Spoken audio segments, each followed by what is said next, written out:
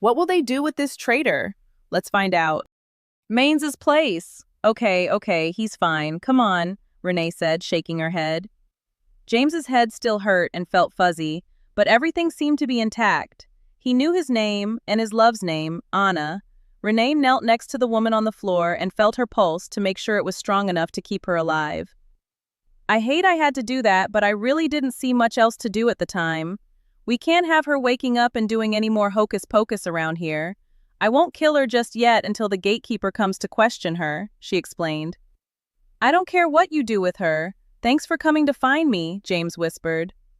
Now, I couldn't have my baby all sad and crying because I wouldn't go on a little hike today now, could I? Renee said. She smiled. Then she found a piece of twine and bound Ms. Mains's hands behind her back.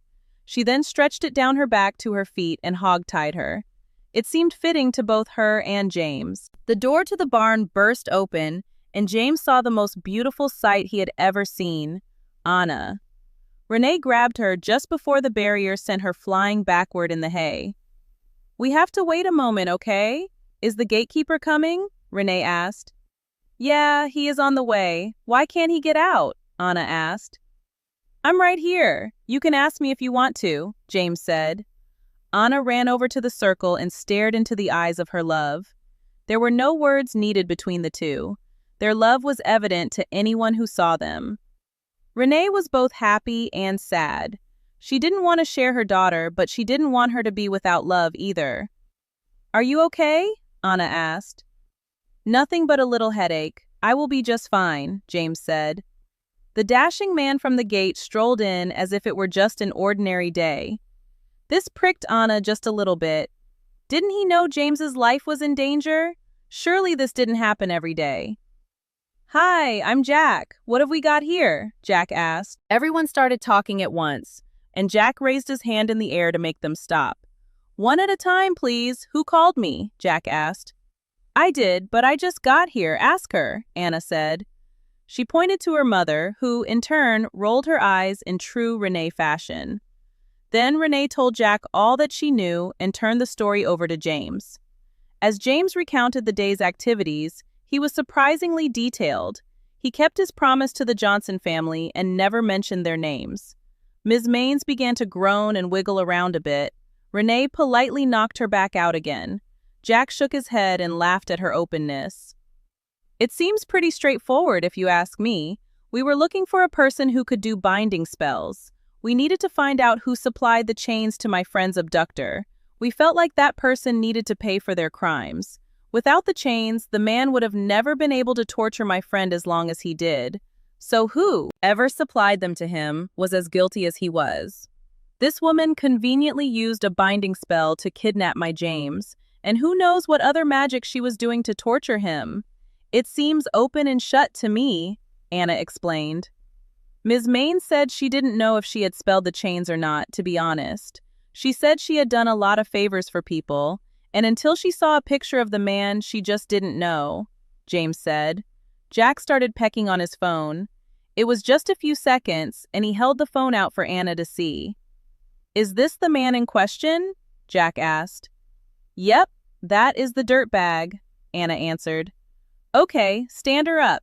And Ms. Reed, try to refrain from knocking her out again, Jack said. Renee snapped the rope that tied Ms. Mains's feet to her wrists and stood her up. Anna slapped her face, found a cup of nasty, stagnant water, and threw it in her face. Ms. Maines started to groan and roll her head like a drunk trying to gather himself. Wakey, wakey! Time to open your eyes, Anna taunted. Ms. Maines slowly began to wink her eyes open and was startled by her new guests. Anna shoved the photo close to her face and demanded answers. Do you know this man? She asked. Ms. Maines stared at the photo and shook her head no. Are you sure you have never seen him? Think it through. It's imperative. It could save your life right now, Jack asked. Ms. Maines righted her head and gritted her teeth in defiance. I have never seen that man in my life. Turn me loose, you monster, Maines screamed. Jack was quick in his delivery. He walked up to face the woman. He placed his hands on each side of her head, and with one quick snap, she was done. The spell was immediately void, and James raced to Anna's side. Anna understood there was nothing to learn from this woman, and she was glad Jack had taken her out. Ms. Maine's body fell to the floor, and Rene backed away as if it were poison. James was shocked by the speed at which Jack delivered his punishment. He wondered if they could have learned anything from this woman. He wondered if they could have made her tell the truth. He knew in his heart she would have never given them any information, though. So all that was left to do was take out the threat, and Jack had done so quickly and with no remorse. James, your methods were indeed reckless and dangerous, but your results are undeniable. You have uncovered the viper in our midst. It is hard to say how many lives you have saved by your actions today. It will be noted and will not go unrewarded, Jack explained. He shook James's hand. James was a little confused by his praise. James believed anyone would have done what he had done. Wouldn't anyone have tried to find the truth, if not for Kimmy, for all the other possible Kimmys in the world? I'm just glad it ended well. It was touch and go there for a second, James said. He rubbed his head and rolled his eyes, trying to lighten the heavy mood of the room. He had never taken compliments well, and this one, he felt, was undeserved. Anna wrapped her arms around James's neck and cried.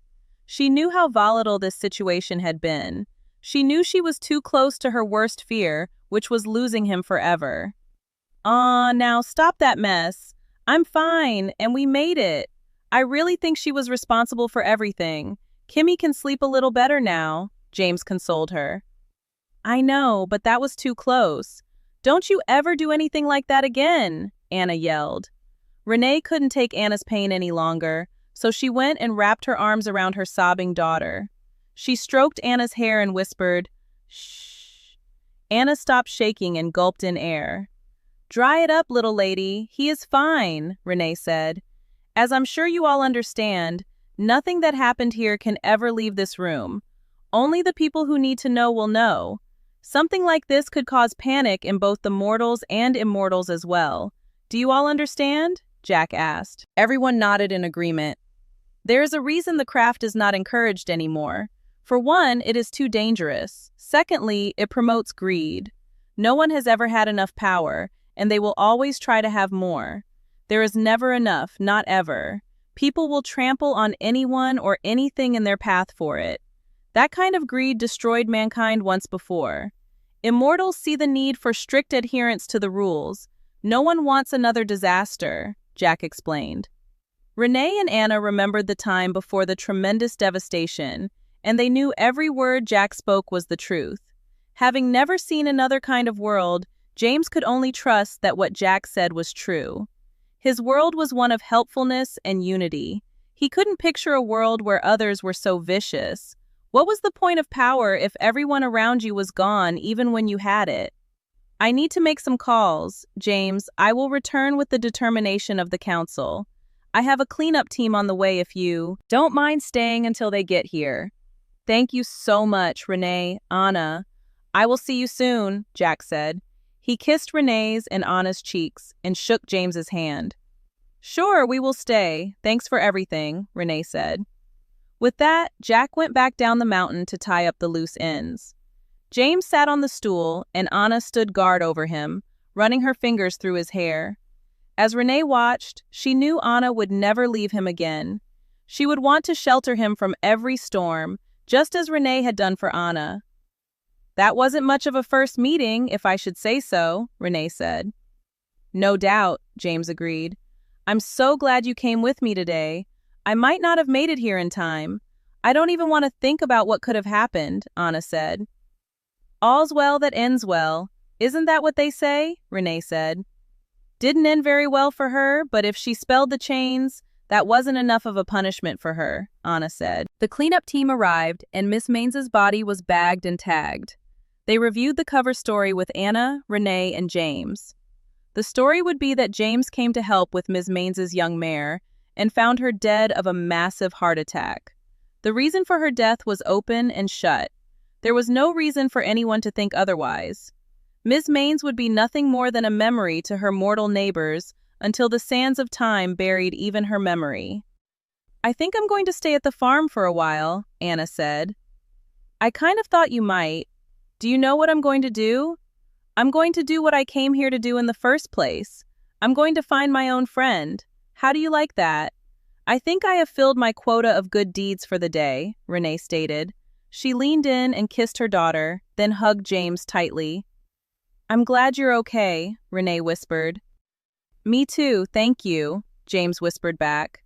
James felt warmth flood him as he thought of his own mother's hugs. This one felt the same. Anna made a call to Jack and inquired about Ms. Mains's young mare. He quickly encouraged them to take her if they wanted her. James and Anna welcomed the newest member of their family. He didn't know what Ms. Mains had called her, but he did remember she said her older horse was called Sugarfoot, so Sugarfoot she would be. James was a tender-hearted soul, and even in the wake of the truth about Ms. Mains, he felt sympathy for her too. Even though Ms. Mains was greedy, cruel, and selfish, James thought maybe something had made her that way. The young mare was surprisingly calm while Anna held its lead on the way home. Betsy tried to move anywhere but beside Anna on the path. Anna would have to work on a more trusting relationship with the other lady in James's life. They made it back to the cottage right before dark, and they were quick to unsaddle, brush, and stall the two horses. Being the silly person she was, Anna told the animals good night before shutting the door to the barn. Bestie threw her ears back in protest and snorted. Let me go turn the water on for you, Anna said. James was so tired he couldn't even argue with her about it. He started untying his boots and threw them haphazardly in the corner. His shirt was filthy, and he stank from the fear-based sweating he had done. The shirt followed his boots to the floor. Anna laid out a towel and a washcloth just as he had done for her. All she wanted to do was make him comfortable and safe. She turned to find him standing at the bathroom door in his underwear. Let me get out of your way, Anna said. I think not. You're going to stay right here with me, James said. Anna smiled, lowered the toilet seat, and watched her beautiful man undress and melt under the warm, flowing water. She sat in silence while he washed away the day. He let all the fear, pain, and grief go down the drain with the dirty water. She picked up the washcloth and opened the shower curtain and began to move it slowly across his back. James knew that was the best thing he'd ever felt in his life. His muscles ached from the tension, and her touch left them fluid and free. The water washed away the bubbles, and Anna got his towel, spread it out, and stood waiting for him to wrap himself in it. As James tucked the towel into the top, he leaned in and kissed Anna's full, pouting lips. He felt something he hadn't felt in many years. He felt tears falling from his eyes, down his cheeks. He tasted his salty sadness in the passion of their kiss. The adrenaline his body had produced was gone, and what was left was overwhelming. He held Anna tightly and cleansed his soul in the curls of her hair. Anna took his hand, and they made their way to the bed. She turned it down, and James fell into it and sighed. Anna slipped off her shoes and her shorts and slipped in beside him. She snuggled up to his warm, perfect body and soaked in the bliss of his safety. They didn't move from their positions for the entire night. He held her next to him, and she was more comfortable than she had ever been. Morning came, accompanied by the crow of a feeble old rooster. Anna stretched and wiped the drool from the corner of her mouth. She quickly wiped at James's chest. She would have died if she had drowned him in spit after everything he had survived. Good morning, Angel, James said. Good morning, Anna said. Have you been awake long? Anna asked. Just a little while, not too long. I'm dying for some coffee. Do you want some? James asked. I would love some, Anna answered. The coffee breathed new life into them both, and they couldn't wait for a more peaceful day today. James is free, and Anna is trapped in a love she will never be rid of. What a wonderful ending to an almost tragedy. We will see how this goes from here. Until next time, bye for now.